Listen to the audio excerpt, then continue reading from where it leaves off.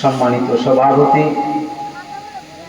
যিনি হচ্ছেন খানদরা দরবার শরীফের পীর সাহেব কিবলা আওলাদ রাসূল পীরজাদা পীর সুন্নি জামাতের নয়নমণি আমার শ্রদ্ধাভাজন আশিকে রাসূল মুজাহিদ আহলে সুন্নাহ আলহাজ সৈয়দ জুবায়ের কামাল পীর সাহেব কিবলা মাদ্দাজিল্লাহুল আলিয়া বারাকাল্লাহু ফি হায়াতি ওয়া ইলমিহি জোরে বলেন আমিন।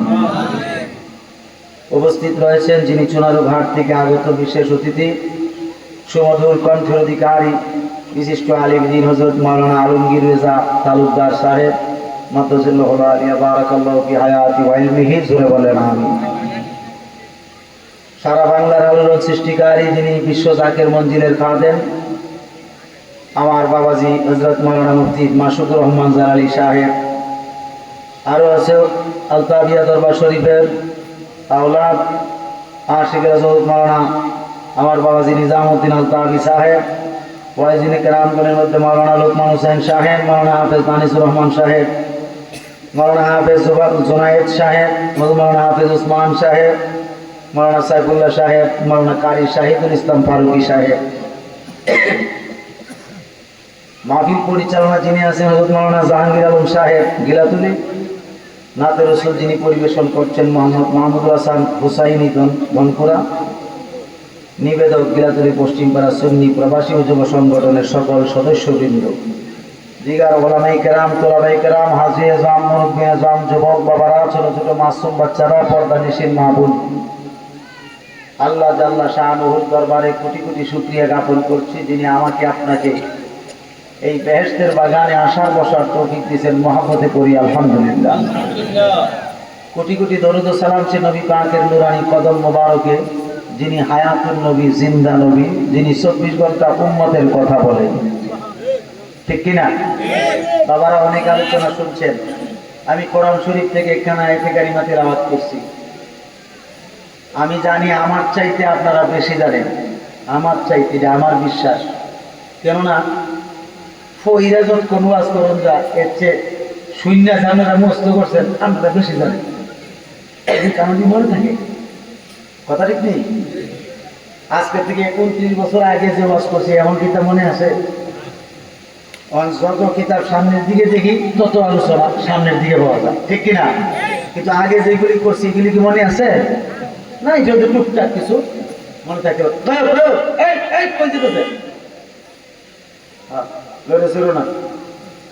আল্লাহ বলছেন লিয়াকুনা লিল আলামিনা নাযীরা, কোরআন।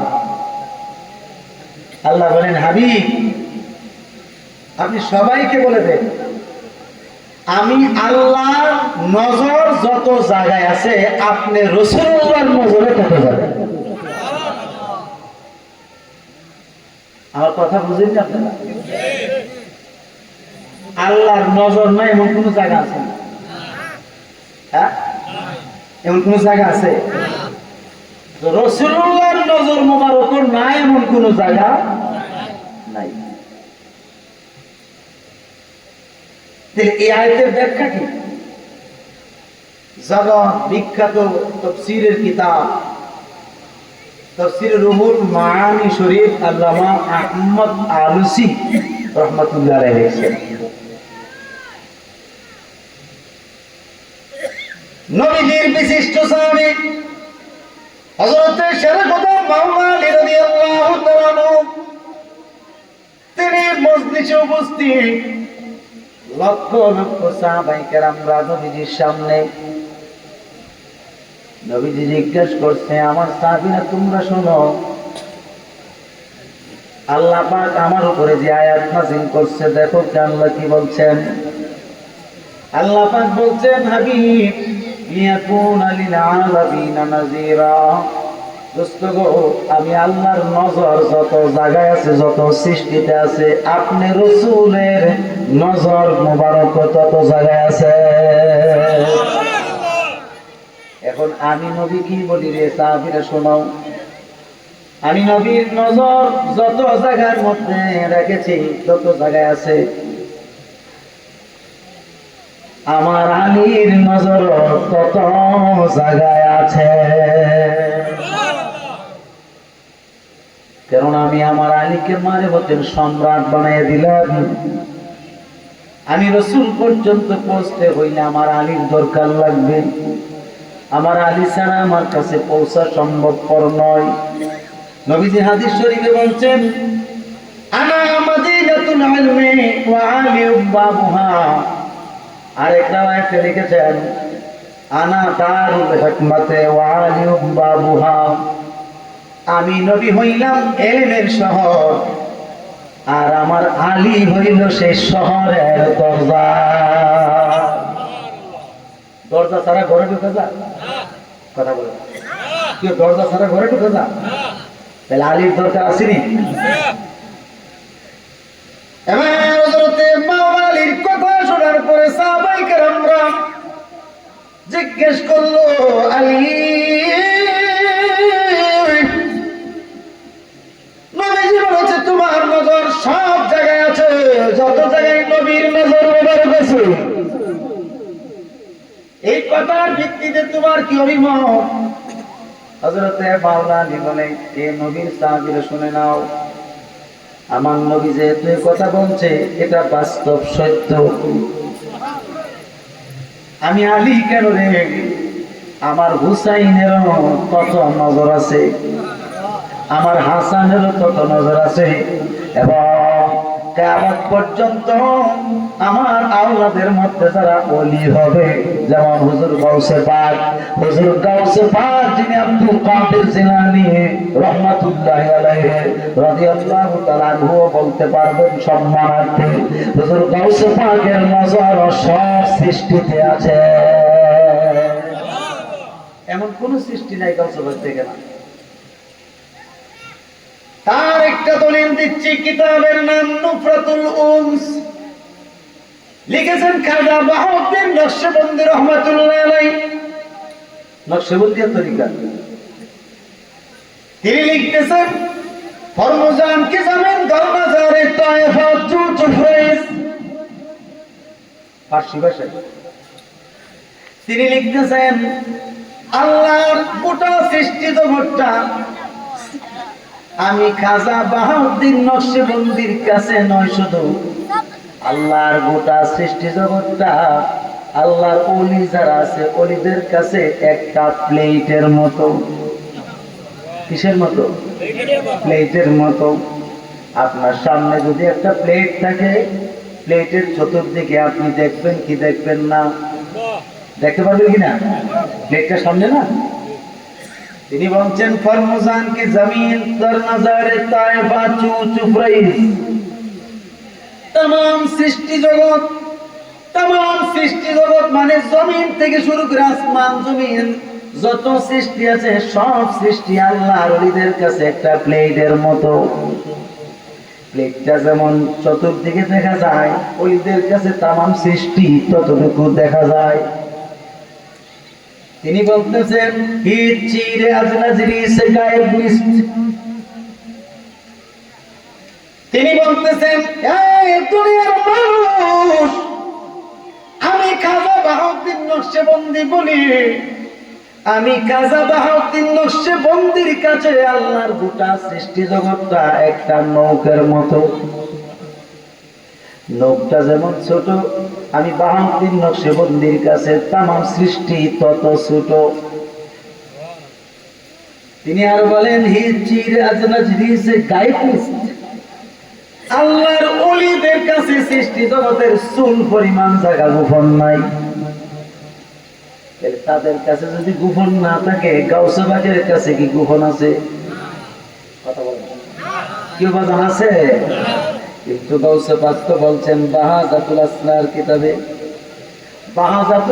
কিতাবে, গাউসে পাক বলেন, লাউ ইন কাশাবা তাওরাতু মুরিদি বিল মাশরিকি ওয়া আমা বিল মাগরিবি লা সাতারতুহা। বলেন না সুবহানাল্লাহ। গাউসে পাক বলছেন, আমার একজন মুরিদ যদি সূর্য উদয়ের জায়গায় থাকে, আর আমি আব্দুল কাদের জিলানী যদি সূর্য অস্তের জায়গায় থাকি, সূর্য উদয়ের মুরিদের পরনের লুঙ্গিটা খুললে, যদি কাপড়টা খুললে যদি সতরটা নষ্ট হয়ে যায়, লা সাতারতুহা, লামদা লামে তাকিদ। তিনি বলতেছেন, নিঃসন্দেহে অস্ত্রের জায়গায় তাইকা আমি আব্দুল কাদের জিলানী অস্ত্রের জায়গায় তাইকা উদয়ের মুরিদের পরনের কাপড়টা পরাইয়া দিয়া তার সতর ঢাইকা দিতে পারি। তিনি গাউসে পাক, তিনি কি গাউসে পাক। তিনি বলতেছেন কাসিদায়ে গাউসিয়া শরীফের মধ্যে বলেন ওয়া কুল্লু ওয়ালিকিল্লাহু আলা কদমিন ওয়া ইন্নী আলা কদমিন নবী বদরিল কামালি। দুনিয়ার মানুষ ও দুনিয়ার মানুষ, পৃথিবীর জমিনে কিয়ামত পর্যন্ত যত ওলি আউলিয়া হবে সকল ওলিদের কাদের উপরে আমি আব্দুল কাদের জিলানীর কদম থাকবে। কেননা আমি আব্দুল কাদের জিলানীর কাদের উপরে রহমাতুল লিল আলামিনের নূরানি কদম মোবারক। এই জন্য আমি অনেক সময় বলে থাকি ওলিদের উসিলা করা বড় বরকতময় কাজ এবং ফজিলতের কাজ। আমাদের দেশে এমন বেলেট বেলেট কিছু আলেম বাইর হয়ে গেছে, ওলির উসিলা ধরন যাইতো না, নবীর উসিলাই ধরন যাইতো না, শুধু ধরতেই আল্লাহর উসিলা। মানলাম আল্লাহর উসিলা ধরতাম পারাম, যেহেতু ওলির উসিলা ধরতাম পারতাম না। বাবারে তুমি কোন উসিলাই তুমি নেতাইছো একটু কও। কথাটা নাকি ও কোনে বুঝলে আমার কথা বুঝলেন না মনে হয়। বাবা তুমি যে কইলে উসিলা ধরলে তুমি একমাত্র আল্লাহর উসিলা ছাড়া কোন উসিলা নাই মানি না। তুমি কোন উসিলা আইছো? দুনিয়াটা দেখছো কোন উসিলা? কার উসিলা? মা বাবা। মা বাবা ছাড়া আইছে? আমি মা বাবা ছাড়া আসছি, আপনি আসছে? তো এটা উসিলা না। উসিলা মানে কি? মাধ্যম। উসিলা মানে কি? মাধ্যম। কেমন বাক্য! এক এক সময় এক এক রকম কথা বল, একই কথা নেই। সারা দেশের মুসলমান, সারা পৃথিবীর মুসলমান যদি এক রাকাত নামাজ পড়ে, একটা প্রতীকের মধ্যে দাঁড়িপাল্লা প্রতীকটা থেকে একটা ভোট দিলেই এতজন নামাজের সওয়াব পাইব। আপনি কোন এটা কি কোরআন হাদিস কথা না মন গড়া কথা? এই কথাগুলো তো আমরা বিভ্রান্তির মধ্যে আছি, প্রশ্ন করে তো আমাদের ঠিক নেই। তাইলে আর ভাব দিন নামাজ পড়ো কিন্তু এর ভোট দিবি তো সব নাউজুবিল্লাহ বলছেন না? আরে ভোট তো নিজের ব্যক্তিগত ব্যাপার, নামাজের সঙ্গে রাজনীতি চলবো কথা বলা। নামাজের সঙ্গে রাজনীতি আছে। আরেকজন আলেম ভাই করছে কবরে গেলে যে তিনটা প্রশ্ন, তিনটা প্রশ্ন রাজনীতির প্রশ্ন। এটা নেবে রাজশে গেছে আমি বেশি ডাউনলোড করে রাখছি। এখন এই তিনটা প্রশ্ন রাজনীতি। চিন্তা করছে ইসলামটারে কোথায় নিয়ে যেতেছে এরা। বাবা ছোট্ট করে বলতেছি শুনেন, হুজুর গাউসে পাকের পাওয়ারটা কম না বেশি? আমরা দেশে মেয়ে লোক আছে না নাই? মেয়ে মেয়ে আপনি হাজার চেষ্টা করলেও মেয়ের ছেলে বানাইতে পারবেন না, এই ক্ষমতা নাই। ঠিক নেই? যে ক্ষমতা নাই। কিন্তু আমার কাছে দলিল আছে, গাউসে পাক 6টা মেয়ে ছেলে বানাইছে, গর্ভের কন্যার পর্যন্ত ছেলে বানাইছে। এখন বলেন গাউসে পাকের এই ক্ষমতায় পাওয়ার কে দিছে? আরো জোরে কোন লাগে? আল্লাহ দিছে। আল্লাহ যদি আপনার ক্ষমতা দেয়, আমার কোনো হিংসা আছে? আপনি কি ক্ষমতা পাইতে পারেন না?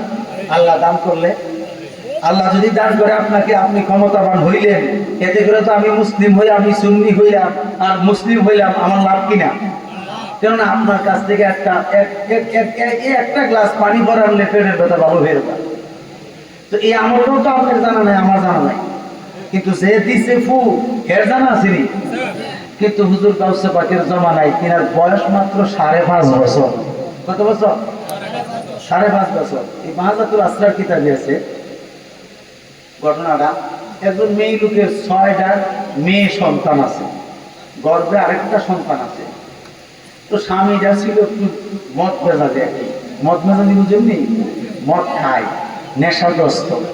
এই মেয়ের যন্ত্রণা, তো মেয়ে হয়েছে আর জিন্দিগির একটা না বরবাদ করে লাভ, এই জন্য নেশা করে ছেলে যখন হয় না, তখন বলতেছে বিবি দিকে কইছে কইছে কি যে তোর করে যে সন্তান এটা যদি এবার মেয়ে হয় তবে তার রাখতাম। তো মহিলারা কিন্তু একটা কথা কষ্ট পায় বেশি। আপনি 3 দিন খাবার দিতে পারেন নাই, কষ্ট পেত না। কাপড় দিতে পারেন নাই, তাও কষ্ট পেত না। কিন্তু তালাকের কথা শুনলে অনেক কষ্ট পায়। এই কথাটা মানেননি আপনারা? কথাটা মনে রাখবেন সবসময়। এই জন্য স্বামী যারা আছো, জীবনে কোনোদিন স্ত্রীকে তালাক দিয়ে দিলে কথা বলবো না, আল্লাহ দেখাল। কারণ স্ত্রীরা হইল আল্লাহর আমানত আপনার কাছে। কার আমানত? আল্লাহ নিজে আমানত রাখছে আপনার কাছে, আমার কাছে। এই জন্য এই কথা যেন উচ্চারণ না হয়। ভাইয়েরা আমার, খুব মনোযোগ।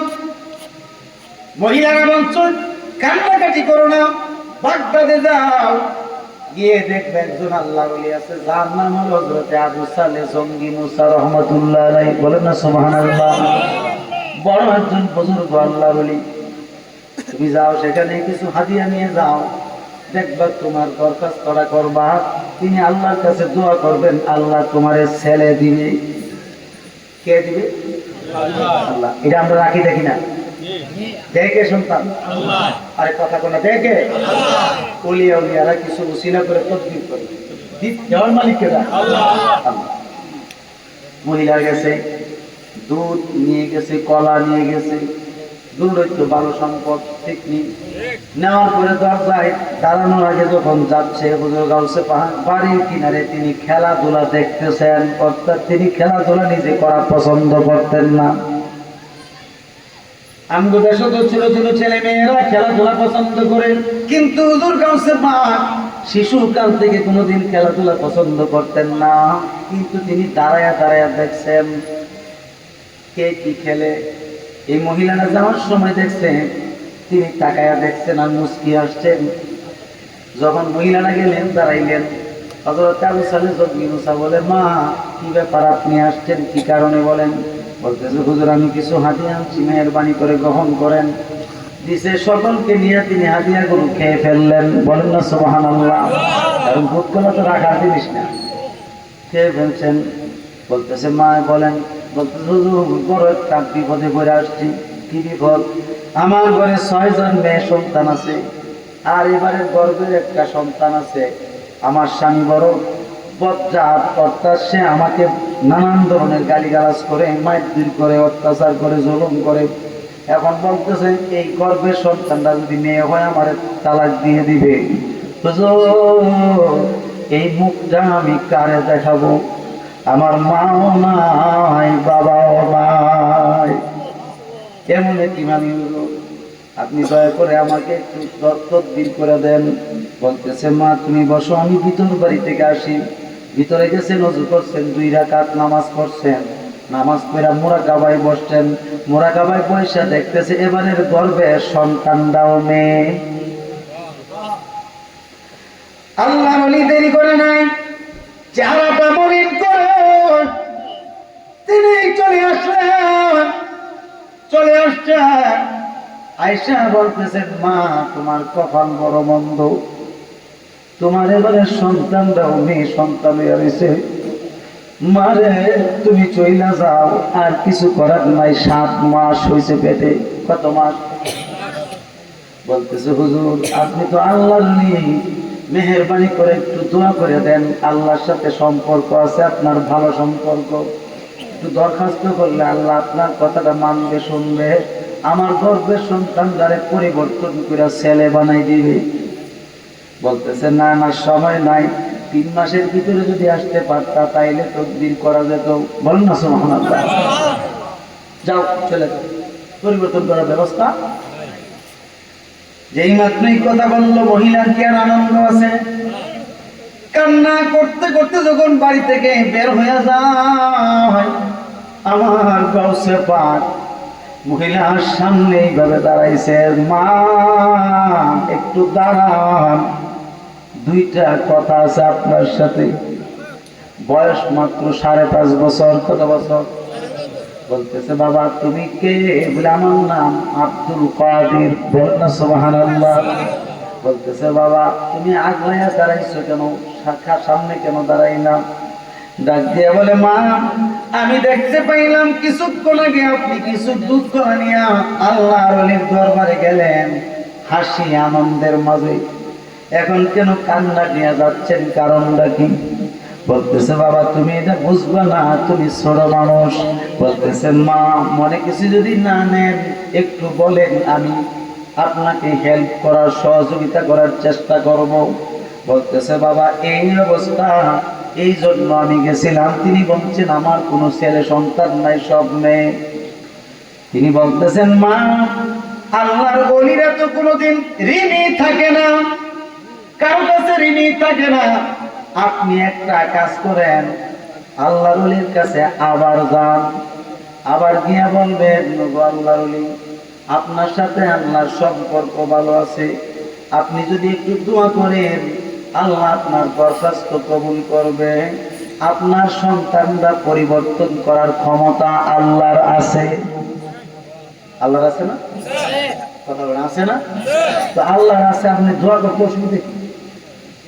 তো বাবা যদি আমার মায়ের দূর করে বা ধমক দেয়, ধমক দিলে আপনি বলবেন ঠিক আছে হুজুর চলে যাব। আমার যখন দোয়াই করে দিতে পারতেন না, এটার পরিবর্তনই যখন হইতো না, দুধ কলারই যে নিচে নিদি ফিরে আচ্ছা খায়াল এলে এটা ফিরে দেওয়া সম্ভব? এটা আগুন লাগাই দিছে না কেউ? বাবা এই কথা কয়ে আমি কি বাঁচতে পারবো? আমার কি মারতো না? ওনার হাতে ব্যাগ আছে, আপনি যান, আমার কথা কিন্তু বলেন না। গেছে গিয়া দাঁড়াইছে, বলতেছে কি গো মা আপনি আবার আসছেন? আসছি হুজুর, আপনি তো আল্লাহর বন্ধু, বন্ধুর সঙ্গে বন্ধুর একটা সুসম্পর্ক, একটু দোয়া করলে এটা পরিবর্তন হয়ে যাবে। কোনো টাইম নেই, গেছে টাইম বড় গেছে। 3 মাসের মধ্যে আসলে দেখতাম 7 মাস হয়ে গেছে, 4 মাস বেশি হয়ে গেছে।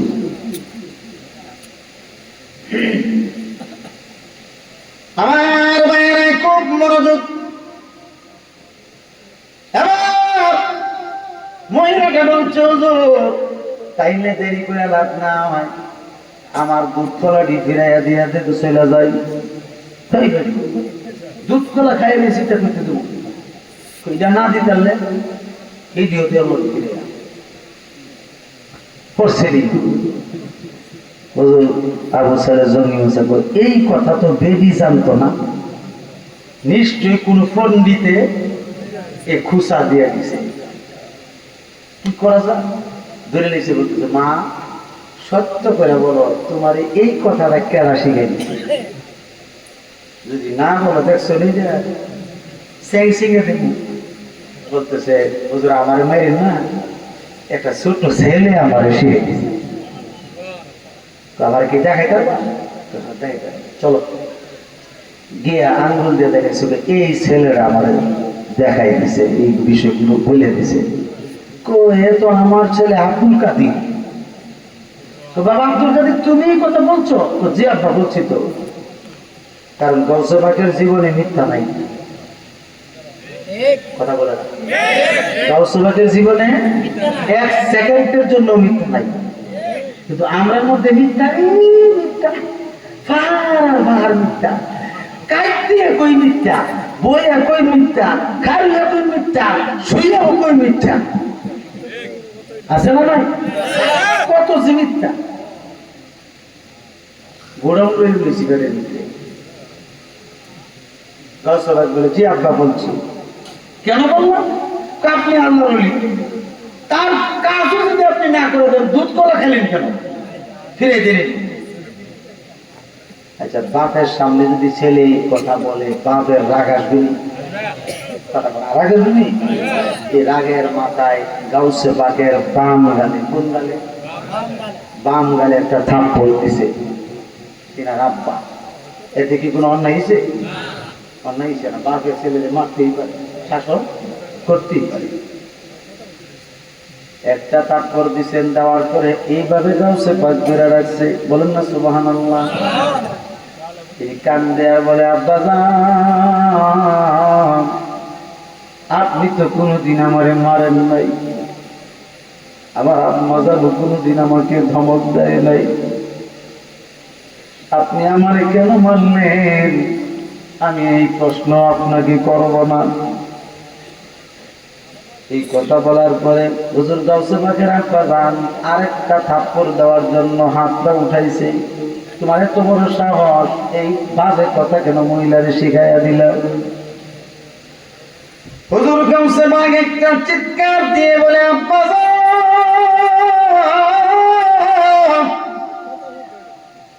আর থাপ্পড় দিয়েন না। একটা থাপ্পড় দিয়েছে, একটা থাপ্পড়ের কারণে এই মহিলাটার 6 জন কন্যা সন্তান ছেলে বানাইলাম, গর্ভের মেয়ে সন্তানটারও ছেলে বানাইলাম। আর একটা থাপ্পড় যদি আপনি মারেন, আল্লাহর কসম বাচ্চার শরীরে আর মেয়ে রাখব না। আল্লাহু আকবার, ইয়া রাসূলুল্লাহ।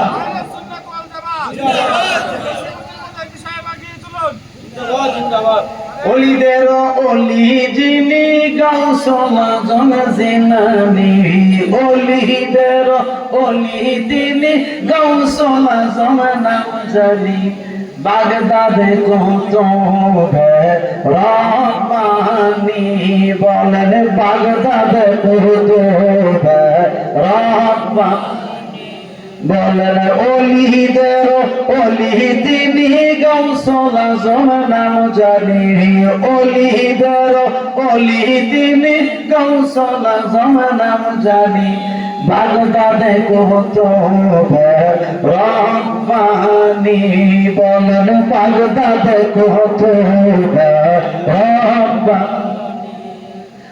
জন্ম তোমার জিলানেতে, শুয়া আছো বাগদাদেতে, জন্ম তোমার জিলানিতে, শুয়া আছো বাগদাদে, আমার কথা তোমার কি মনে পড়ে না? আল্লাহর কথা তোমার কি মনে পড়ে না? বাগদাদে কুতুবে রহমানি, বলেন বাগদাদে কুতুবে রহমানি। হায় অলিদের অলি তিনি গাউসুল আজম নাম জানি, অলিদের অলি তিনি গাউসুল আজম নাম জানি, বাগদাদে কুতুবে রহমানি, বলেন বাগদাদে কুতুবে রহমানি। বলেন না সুবহানাল্লাহ। ছেলে বানাইতে কয় সেকেন্ড লাগছে? বয়স কত? কথা বলা বয়স কত? 5.5। যদি কিতাবটা না থাকে আমার আলমারিতে আছে, আমি বাইরে করে দেখাই দিই। আলেম ভাইরা, এগুলি হচ্ছে অলিদের শ্রেষ্ঠতম কারামত। যে ক্ষমতা আল্লাহ দিচ্ছেন, এই ক্ষমতা তারা সৎ কাজে প্রয়োগ করে, ঠিক কিনা? শুধু তাই নয়, এই কাদিয়া তরিকার একজন আরেকজন ওলি, যার নাম হচ্ছে হযরত ইব্রাহিম ইবনে আদহাম। হযরত ইব্রাহিম ইবনে আদহাম রাহমাতুল্লাহ আলাইহি, যিনি বলখের বাদশা ছিলেন। কোন দেশের বাদশা? বলখের বাদশা। তিনি আজ থেকে 1300 বছরের আগের একজন ওলি। কয়শো বছর? আরো জোরে করুন না, কয়শো বছর? 1300 বছর আগের একজন ওলি হযরত ইব্রাহিম ইবনে আদহাম রাহমাতুল্লাহ আলাইহি। বলেন না সুবহানাল্লাহ। তিনি কি করতেন? রাজ সিংহাসনে কোটি টাকার খাটে, সোনার খাটে, স্বর্ণের খাটে তিনি আরাম করতেন। আরে বড় জাজিমের উপরে তিনি আরাম করতেন, বিশ্রাম নিতেন, আর আল্লাহরে ডাকতেন, আল্লাহর ইবাদত করতেন। হযরতে ইব্রাহিম ইবনে আদহাম এইভাবে একটানা 1 বছর নয়, 2 বছর নয়, প্রায় 5.5 বছর থেকে 10 বছর পর্যন্ত তিনি ইবাদত করছেন এই রাজপ্রাসাদে থাইকা। কিন্তু আল্লাহর কোনো সারা শব্দ পায় না। তিনি মনে মনে চিন্তা করলেন, হায় হায়, এত ইবাদত বন্দেগী আল্লাহর করছে, কিন্তু আল্লাহর কোনো সারা শব্দ তো আমি পাই না, এমন কোনো এলহামও আসে না। আল্লাহর ওলিদের কাছে কিন্তু আল্লাহর তরফ থেকে এলহাম আসে, গায়েবী এলহাম। এবার অন্তরের খবর আল্লাহ দেখে কি দেখে না? আল্লাহ জানে কি জানে না? আমার আল্লাহ পাক ডাক দিয়ে বলে, খিজির, ও খিজির রে, তোমাকে তো আমি পানির পয়গম্বর বানাইলাম। আমার বরকের বাচ্চা ইব্রাহিম ইবনে আদহাম আমাকে তালাশ করতেছে আজকে 10 বছর যাবত পর্যন্ত, 5 বছর 5.5 বছর যাবত পর্যন্ত আমার সারা শব্দ পায় না, দেখে সে কষ্ট পাচ্ছে। তুমি একটা কাজ করো, তাকে একটা শিক্ষা দিয়ে আসো, কিভাবে ইবাদত করলে আমারে পাওয়া যাবে, কিভাবে বন্দেগী করলে, কিভাবে গোলামি করলে আমি তাকে ধরা দেব। সুবহানাল্লাহ। তখন খিজির আলাইহিস সালাম আল্লাহর নির্দেশ পায়া তিনি একজন বুজুর্গের সুরত ধারণ করছে, সাদা পোশাক পরিধান করে রাজপ্রাসাদে আয়েশা বলতেছে, হুজুর, ও বাদশাহ, আমি আজকে 3 দিন যাবত পর্যন্ত 3 দিন যাবত পর্যন্ত আমার একটা গাধা হারায় গেছে অথবা ঘোড়া হারায় গেছে, এটা খুঁজে পাই না। ঘোড়া বা গাধা, আমার মন বলতেছে আপনার রাজপ্রাসাদের ছাদের উপরে তালাশ করলে আমার ঘোড়াটা পাওয়া যেতে পারে। কোন জায়গায়? রাজপ্রাসাদের ছাদের উপরে। আচ্ছা, ছাদের উপরে ঘোড়া পাওয়া যাবে, গাধা পাওয়া যাবে? বাদশাহ বলতেছে, আপনি কি বলতেছেন? ঘোড়া গাধা আমার ছাদের উপরে আসবে কেন? কারে আমার মনটা বলতেছে ওইখানে পাওয়া যাবে।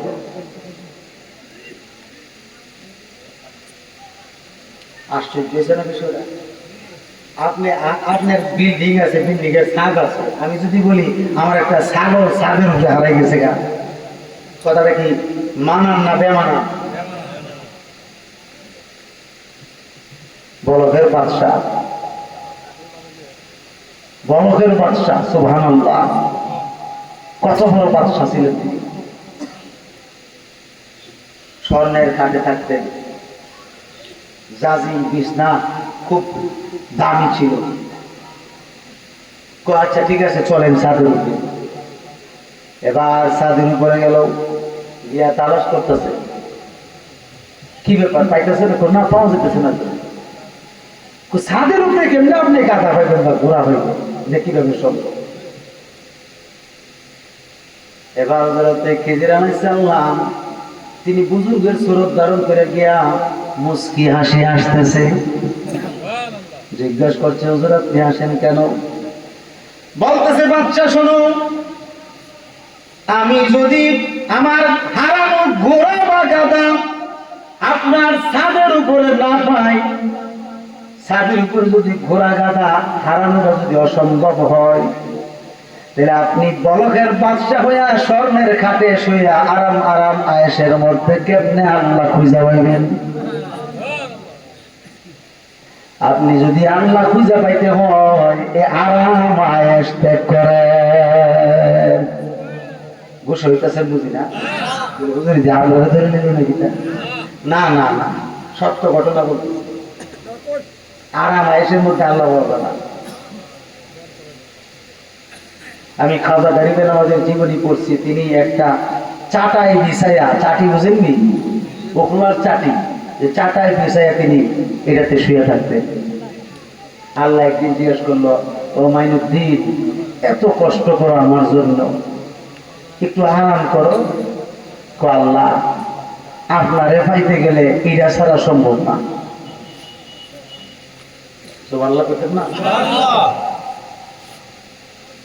এই কথা বলে একই দিন আলাইহিস সালাম গায়েব হয়ে গেল।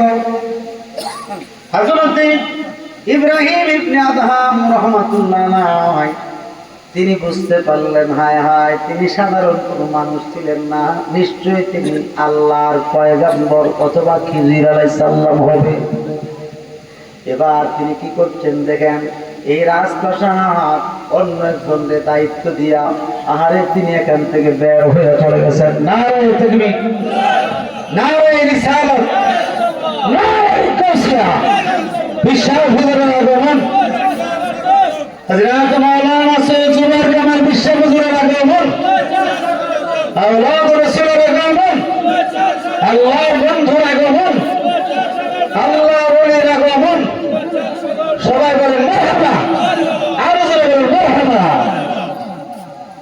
আমার সোনার ময়না পাখি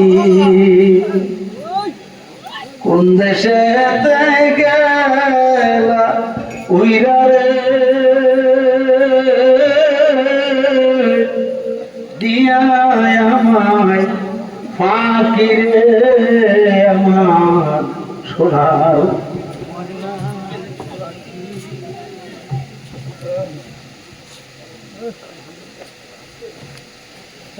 কত চেষ্টা করি একটা জিনিস চুরি করতে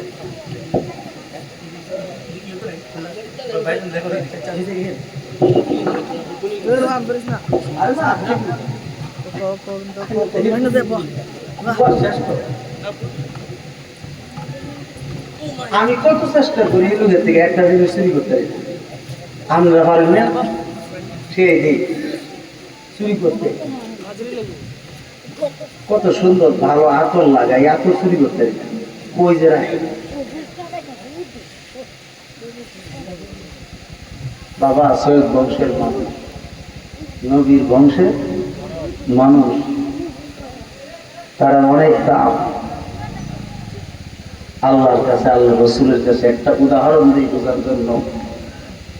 আলা হযরত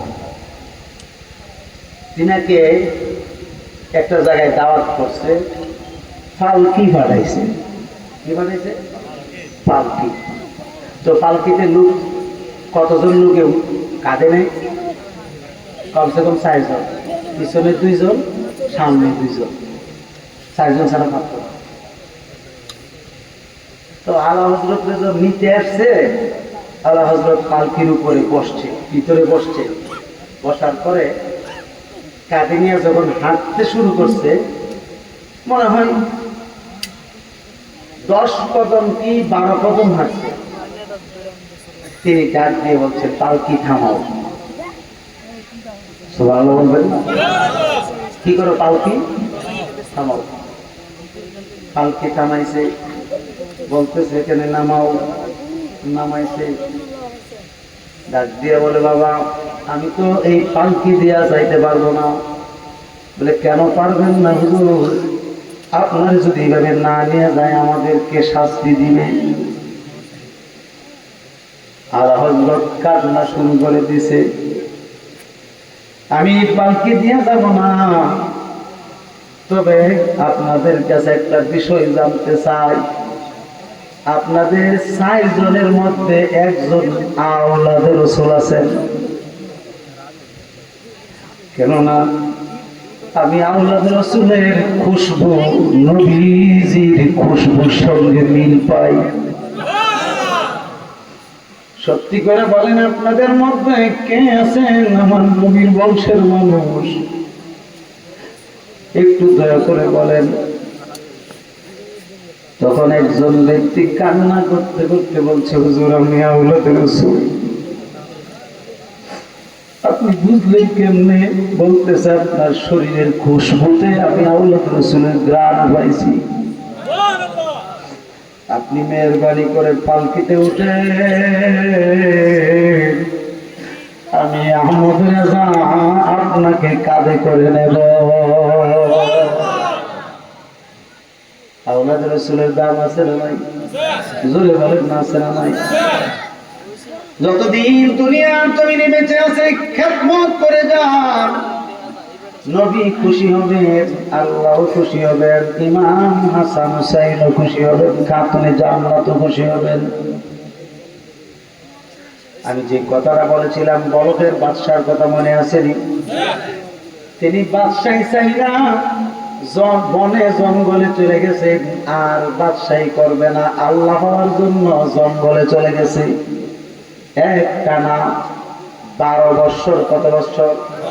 একটানা 12 বছর ইবাদত রিয়াজত করতে করতে আল্লাহর তরফ থেকে তিনি কি করছেন? হাঁটতে হাঁটতে বাইতুল মুকাদ্দাসে চলে গেছেন। কোথায় গেছেন? বাইতুল মুকাদ্দাসে যাওয়ার পরে সেখানে গিয়ে তিনি 2 রাকাত নামাজ পড়েছেন।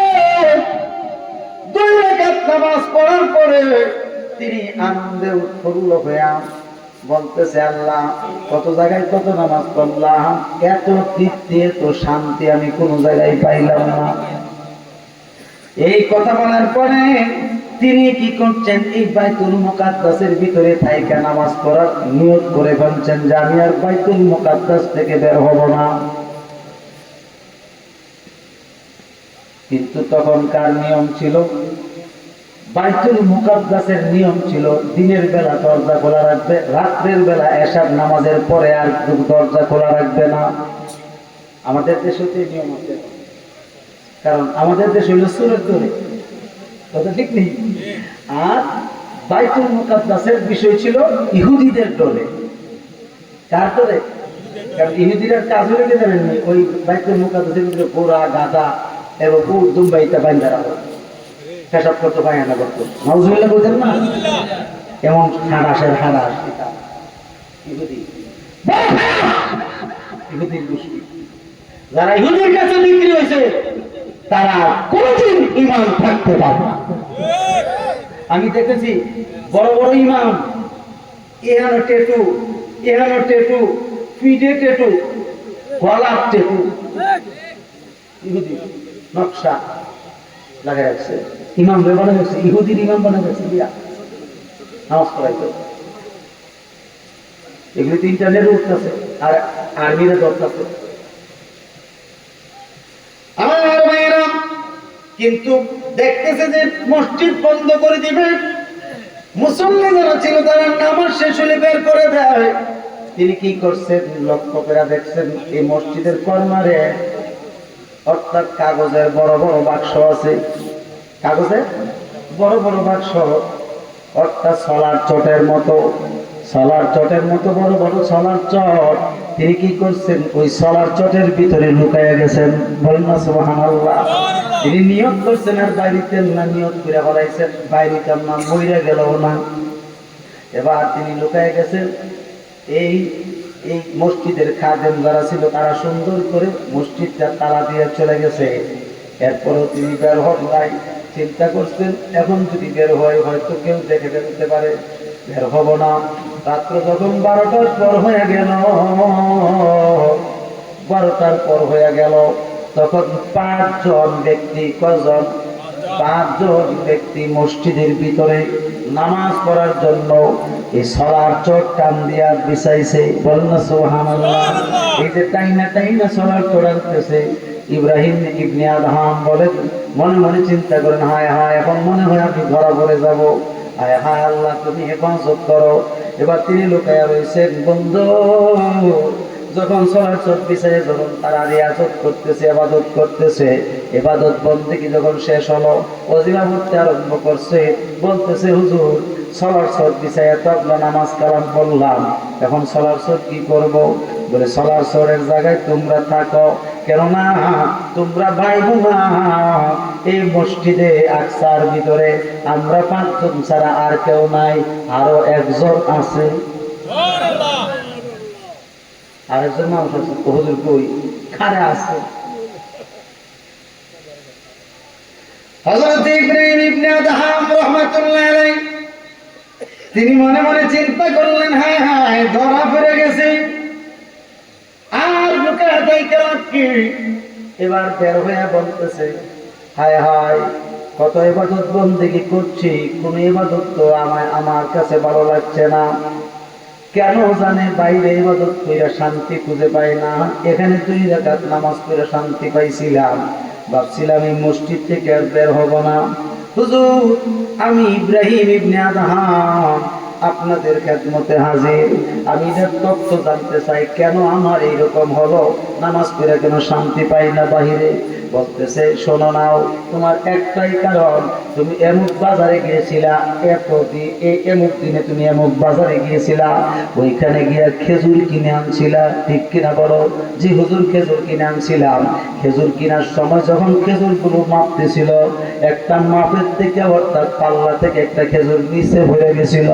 নিচে পড়ার পরে তখন পরিমাপ মতো ওই মালিক কি করছে, দোকানদার তোমাকে খেজুর দিয়েছে পরিমাপ মতো 16 আনা মাইপা, কিন্তু নিচের খেজুরটা যে পড়ছে, এই খেজুরটা তুমি উঠাইয়া তার পাতিলার মধ্যে দাও নাই, তার জায়গায় দাও নাই। এটা তো তোমার না, এটা হলো দোকানদারের কাছে দাও নাই। এটা তুমি তোমার এই টুকরির উপরে রাইকা নিয়ে চলে আসছো। এটা মালিক তো তুমি না। যদি তুমি নামাজ বন্দেগীতে শান্তি পাইতে চাও, এইটার সংশোধন করো।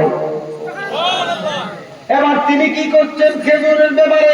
খেজুর তো খায়া ফেলাইছেন। তিনি ওই বাজারে গেলেন, ওই দোকানদারের কাছে গেছেন 6 মাস পরে। 6 মাস পরে?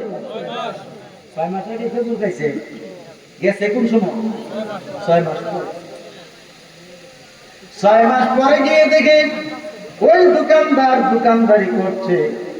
গিয়া বলতেছে, বাবা, 6 মাস আগে আপনার কাছ থেকে খেজুর নিছিলাম কিনে, একটা খেজুর নিচে পড়ে আছিল, ওইটা আমি উঠাইয়া আপনাকে না দিয়া নিয়ে গেছিলাম, নিয়ে খেয়ে ফেলছি। আল্লাহর ওয়াস্তে এটার দাবি আপনি আমারে মাফ করে দেন, নাইলে দাম নিয়ে যান আমার কাছ থেকে। বলতেছে, হুজুর আপনার নাম কি? বলে, ইব্রাহিম ইবনে আদহাম। ঠিক আছে হুজুর, মাফ করতে পারি একটা শর্তে। কি শর্ত রে বাবা? আজকের থেকে ব্যবসা বাণিজ্য ছাড়লাম, আপনার চরণগুলি গ্রহণ করলাম, আপনার চরণগুলি গ্রহণ করতে চাই, আর দুনিয়া চাই না। কেনলাম যে ব্যক্তি 6 মাস পরে এসে একটা খেজুরের মাপ নিতে পারে, এই লোক সাধারণ লোক হইতে পারে না, এই মানুষ সাধারণ মানুষ হইতে পারে না। হুজুর, ব্যবসা বাণিজ্য চাই না, আপনার চরণের গোলাম বানাবো।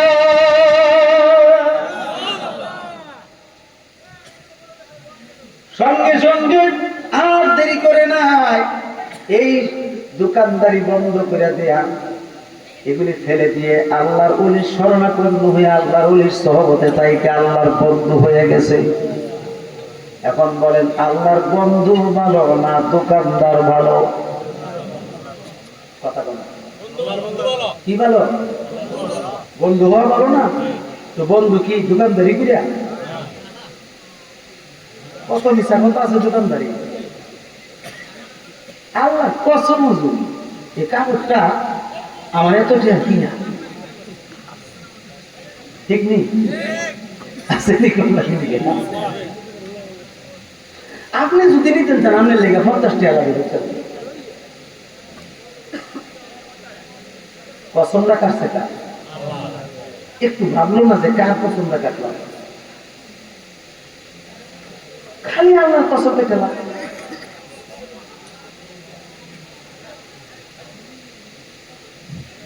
এই জন্য আমি অনেক সময় বলে থাকি, তোমারে পাইলাম না আমি, তাতে দুঃখ না,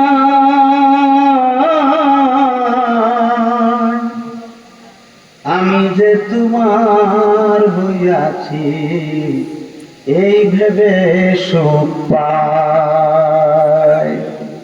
বুঝেননি কথা? তোমার তো আমি পাইছি না, দয়াল গো, আমি তোমার পাই না, কিন্তু আমি তোমার হয়ে গেছি, এটা ভাইটা আমি শান্তি পাই, সুখ পাই। আপনি যদি এই কালামবারে অন্য অর্থে নিতে পারবেন, আপনি যে অর্থে নেবেন এই অর্থই প্রয়োগ করবেন। কথা ঠিক কিনা? আমার ভাইরা, ইব্রাহিম ইবনে আদহাম এত বড় দরজার ওলি হইছেন, ওলি হইয়া তিনি কি করছেন? শেষ পর্যন্ত দজলা নদীর কিনারে অবস্থান করছেন। ইরাকের একটা নদীর নাম হলো দজলা নদী। এই দজলা নদীর কিনারে হযরতে ইব্রাহিম ইবনে আদহাম রাহমাতুল্লাহ আলাইহি নদীর পাশে থাইকা রিয়াজত করছেন। তিনার যত ভক্ত মুরিদ আছে, সব ভক্ত মুরিদ সেখানে গিয়া তিনি সঙ্গে দেখা করে বলতেছে, আপনি এখানে থাইকা কি পাইছেন? এখানে থাইকা আপনি কি পাইছেন? একটু দেখাইতে পারবেন? তিনি মুস্কি হাসি দিয়ে বলে, কি দেখতে চাও বলো? তো একজন ভক্তের হাতে একটা স্বর্ণের সুই। কিসের সুই? স্বর্ণের সুই। এই স্বর্ণের সুইটা এই ভক্ত কি করছে? নদীর পানিতে ফেলে দিয়েছে। আপনারাই বলেন, সুই যদি হারাই লাগবে বিচারা পাবেননি নদীর পানিতে? নদীর পানিতে সুই পাওয়া যায়? এই সুইটা যদি আমার আইনে দিতে পারে, তাইলে আমি মনে করব আপনার একজন ভক্ত, আপনার একজন আশা, আপনার একজন পাগল, আমি মনে করব আপনি কামেল হইছেন এই জায়গা থেকে। ইব্রাহিম ইবনে আদহাম রাহমাতুল্লাহ আলাইহি মুস্কি হাসি দিলেন, শুধু স্বর্ণের একটা সুইয়ের কথা তুমি বলছো? বলেছি হুজুর, তাহলে তুমি দেখো কত স্বর্ণের সুই আমার কাছে নিয়ে আসে। তিনি নদীর প্রাণীগুলোকে ডাক দিলেন, নদীর প্রাণীরা, আমি ইব্রাহিম ইবনে আদহাম, আমি তোমাদেরকে বলছি, আমার এই আশেকের এই পাগলের স্বর্ণের সুইটা পানিতে ফেলে দিয়েছে, সুইটা নিয়ে আসো। প্রত্যেকটা মাছের মুখে করে একটা একটা করে স্বর্ণের সুই নিয়ে আসলো। আয়সা মাছের ভাষায় বলতেছে, আল্লাহর ওলি, কোন সুইটা আপনার? আমি বলে দিচ্ছি। এই মাছে বলতেছে, হুজুর, এই জায়গা থেকে সুইটা আমি মুখে নিয়েছি, যখন ফেলছে আমি মুখে নিয়েছি, আর বাকি যে মাছগুলো সুই আনছে এগুলি নদীতে পড়েছিল, আপনার জন্য নিয়ে আসছে। এত লক্ষ লক্ষ মাছ আইসা মুখে করে সুই আনলো একটা করে। আপনারাই বলেন, এই নদীর পানির নিচে আল্লাহর সম্পদ আছে না? আর যারা বলেন না, আছে না নাই? দুনিয়ার মানুষ, সাধারণ মানুষ যদি ওটা খুঁজে না পায়, আল্লাহর ওলিরা জানে। জানে কিনা? এই জন্য আল্লাহর ওলিদের কাছে চুরি করার কোনো ব্যবস্থা নাই। যাই হোক, আমি আমার ভাইয়ের বসায় রেখে অনেকক্ষণ কথা বলেছি, আমি ক্ষমা প্রার্থী। আমি আমার ভাইদের ভাইয়া খুশি আনন্দিত যে অনেক বছর পরে একসাথে আবার মাহফিল হইছি। আমাদের দেশও যে বেলেট বেলেট মোল্লা বাইছে, বাবারি বাবা, এ কি কয়, আম্মাজান খাদিজাতুল কুবরা জীবনে এক রাকাত নামাজ পড়েন। আমি জিজ্ঞাসা করি, বেটা তুই আবার ব্যাপারে যা আজের খবর মুশকিল লেগে, তিনি হয়েছে উম্মাহাতুল মুমিনিন, সমস্ত মুমিনের মা। তুই গেছো মুমিনের মায়ের নামাজ পড়ে কি? পাগলের উপরে পাগল। কথা ঠিক কিনা? ব্রেন ঠিক আছে? কথা বলে ব্রেন ঠিক আছে? আমি বলছি, ভাইরে, তুই তো আমার ছাত্র, ক্লাসমেট, আমার ছাত্র। এই যে তাই হিসাবে একটা ছোট ভাই আছে না, মহিউদ্দিন মোল্লা, মহিউদ্দিন ফৈজি আছে না? এই মহিউদ্দিন ফৈজি, তার একটা ছোট ভাই আছে শফিউদ্দিন। এই শফিউদ্দিন আমার ছাত্র। এই শফিউদ্দিনের ক্লাসমেট হলো এই কমিন হামজা।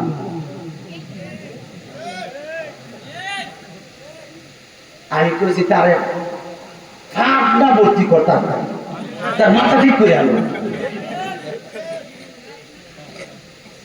এক এক সময় এক এক উল্টা পাল্টা কথা কয়। কথা ঠিক কিনা? সারা দেশের মানুষের যে নামাজ পড়বো, একটা বুট দিলে এই নামাজের সওয়াব। কিন্তু একটা বুট দিলে তো সাথে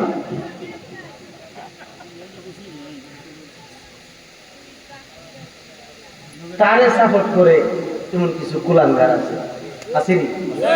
সাপোর্ট করে কি করতাম তো বেশি বাইরে ফেলে বলে নেকে যায় নেকে দিল নেকে তো শান্তিতে হাম নালে মারবি এদিক তো আইসি তো একদিন যাও তো লাগবে একদিন না 2 দিন লাগানো আসছি একদিন যাবো আর শেষ তুই মানলে আমি শহীদ কারণ তুই মুসলমানই না তুই কি মুসলমানই না বেঈমানি যদি ইমানদারে মানে তাইলে শহীদ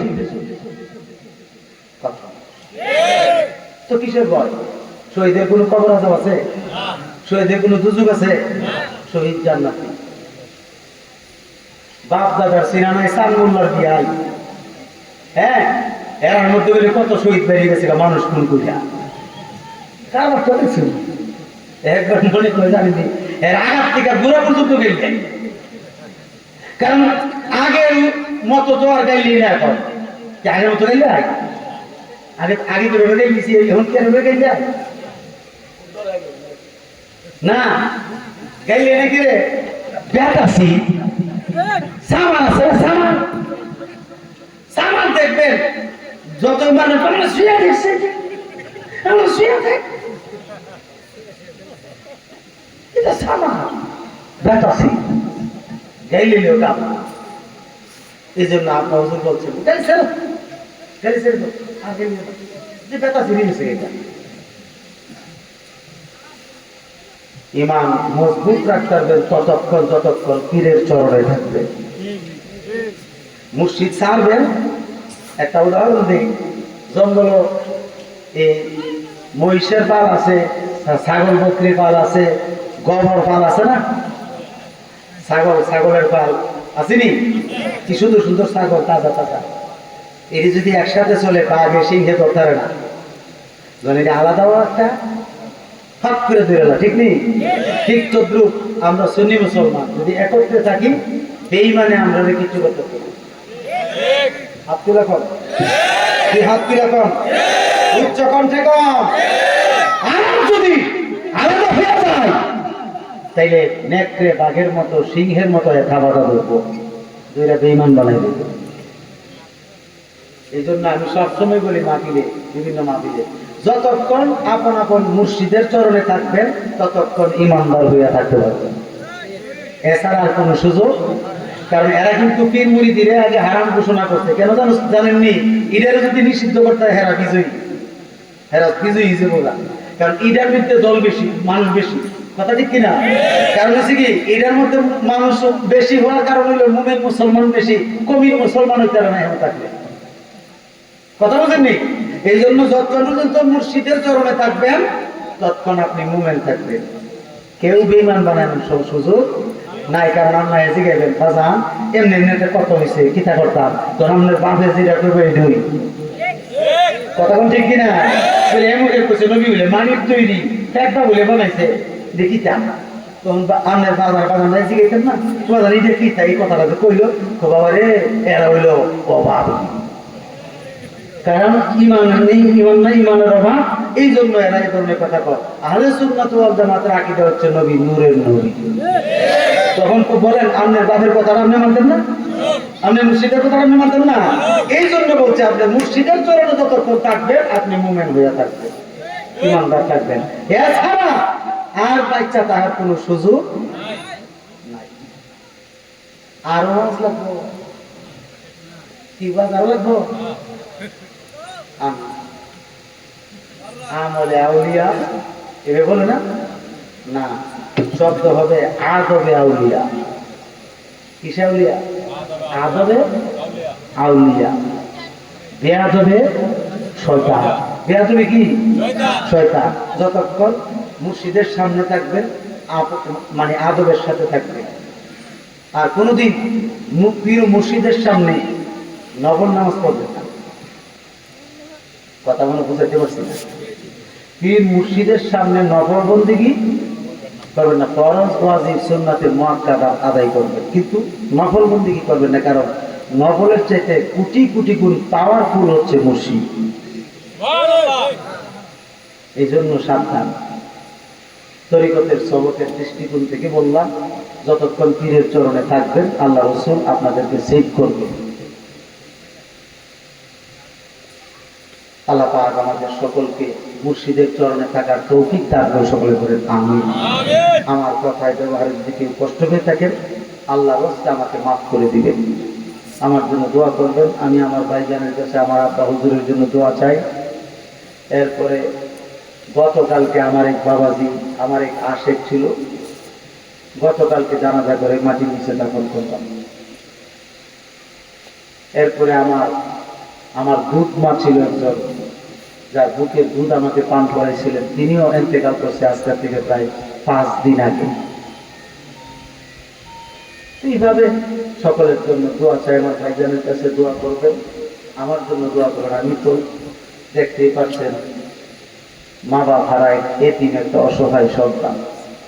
আমার মাথার উপরে যে একটা বট গাছের ছায়া ছিল এটা নাই, 14 তারিখ শেষ হয়ে গেছে। কারো কাছে যে পরামর্শ নেব ভয় করে, উল্টা পরামর্শ নিয়ে দিয়ে দেয়। এই জন্য আপনাদের কাছ থেকে বিদায় দিচ্ছি। ওয়া মা আলাইনা ইল্লাল বালাগ। ওয়াসসালামু আলাইকুম ওয়া রাহমাতুল্লাহি ওয়া বারাকাতুহু।